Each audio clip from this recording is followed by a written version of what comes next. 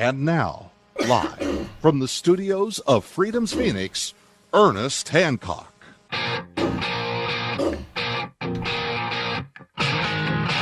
It's official! Ron Paul can beat Obama in 2012! Yay! You know, he better. You know, what's going to be his view on space? Yeah, you need a permit! Maybe not. You know, that's one thing that was in the, well, let me go over some other stuff here, some news that's breaking. Another E. coli outbreak. This time it's organic beef. Yeah, see, you can't have organic, you know, it's got like germs in it and stuff. Oh, yep. Oh, and Peter Schiff, what's he saying? Home prices have to decline at least 20% or more. I'll tell you, just, you know, my wife's a real estate agent, and I'll tell you here, you look at the numbers, there's so much inventory. If they, at the height of buying and selling back in 06 and 07, if you went at that rate, it'd take you 2 years to sell all the homes available now, and that's just what's listed.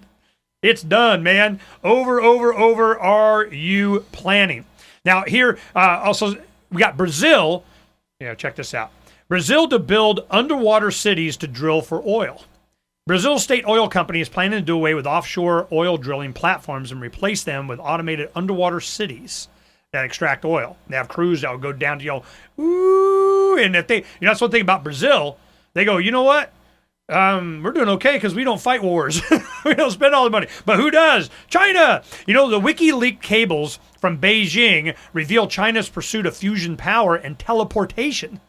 Got that story under our energy category. You know, we're going to get, we have so got messed up. You know, I remember Eisenhower's speech, he's saying, look, you know, intellectual curiosity is replaced now with a federal grant. You know, that was so telling, and that's where we get into this space thing and why I push this so much, because I'm just so, I see this where it's going. Now, let's go ahead, and I want to tell us one story before I get to Dean. One of the stories that they were talking about was a NASA engineer that was so fed up with him. He was one of the guys building a private, there's more than just Rattan. I mean, there's a whole bunch of them. He's the one that won, but, you know, there are a bunch of other ones, and I think he's from Canada.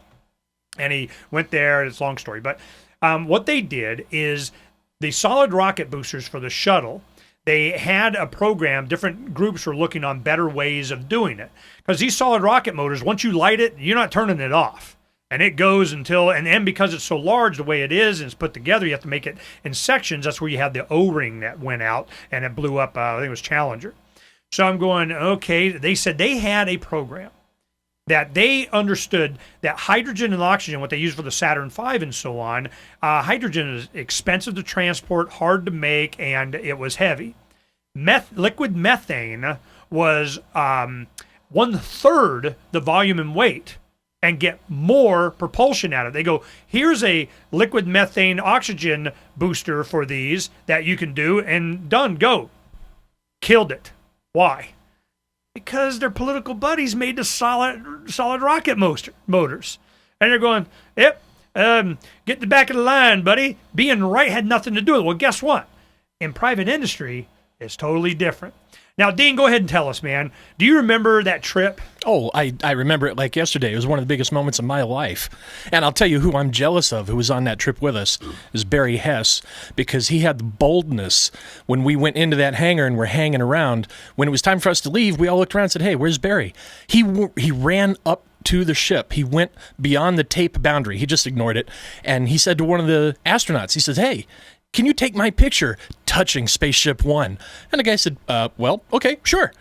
And so he came out and he was beaming with pride. He showed us his digital camera. He showed the picture of him touching Spaceship One on the day it went into space. That thing is, I think, now hanging in the Smithsonian. I said that day, that's going to be hanging in the Smithsonian someday. And here you are touching it. That picture is gold, baby, and I'm jealous.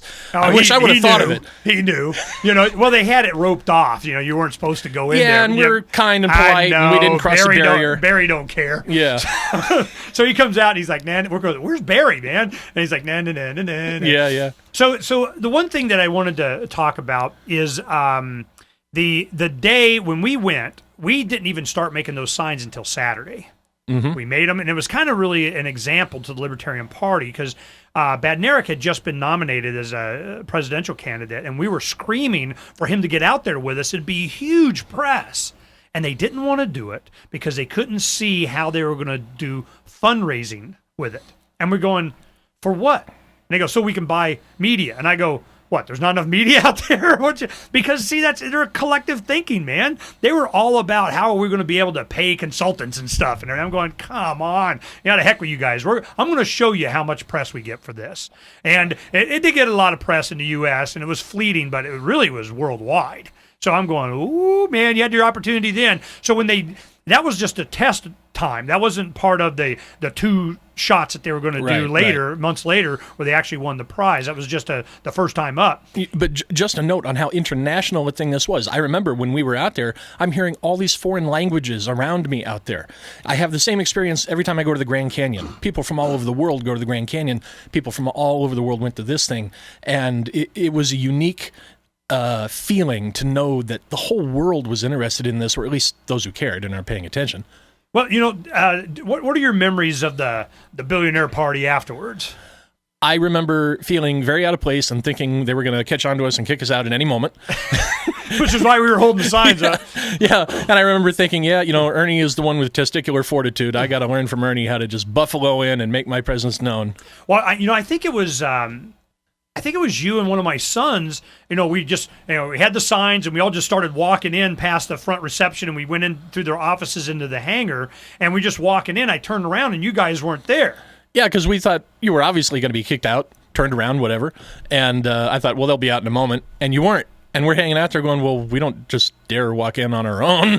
But we finally figured out what the heck, No, I walked back. I go back. I go, they're with me. And I just grabbed you. Yeah.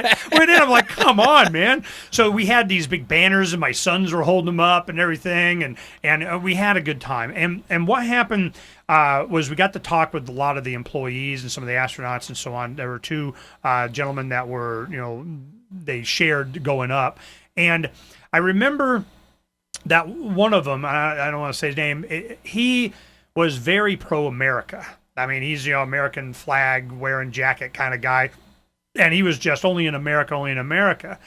And I'm not one to bust somebody's bubble, but I mean, I can tell you what I was thinking. I'm going, well, who do you think's going to try and stop you guys? Yeah, I remember you talking with him about that. And it was interesting because I could tell when Bert came up and grabbed that sign, he was very excited about it. Mm-hmm. They thought we had left because they heard about all these signs that we had out there on the line, on the fence when they went up and came down.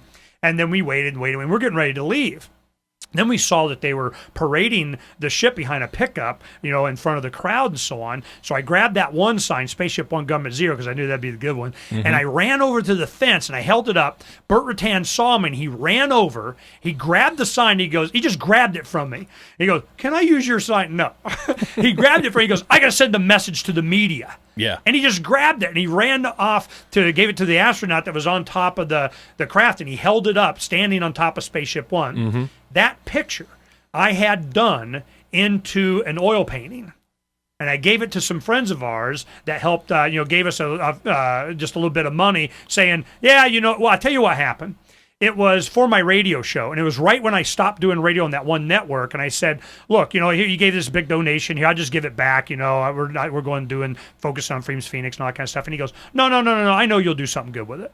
Mm-hmm. And I go, yes, I will. So that's what funded our trip, and it wasn't that much. I mean, still, a few And $100. for a while, that picture was iconic. It appeared in Time Magazine and Newsweek and a few others.